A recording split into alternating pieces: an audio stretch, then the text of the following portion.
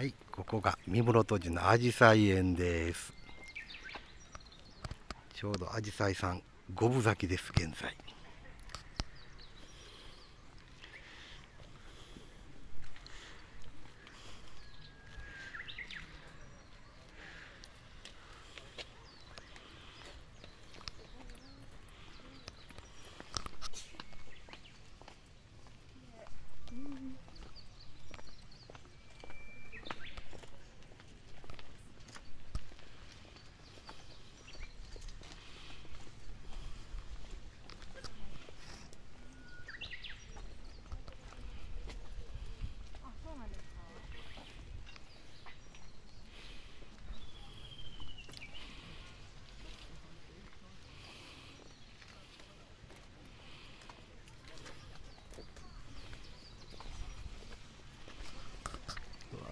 赤いのが最高ですね。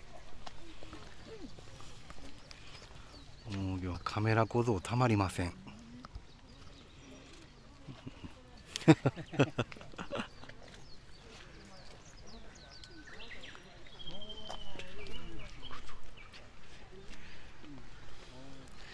や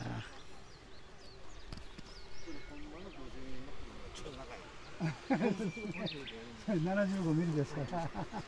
ちょい長やね。ええ時来た五分咲きや。うん。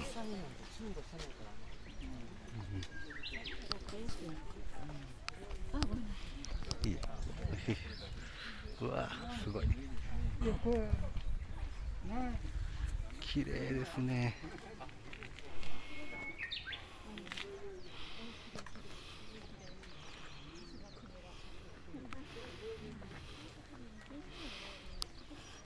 あ、茶店で食べてから帰ろう。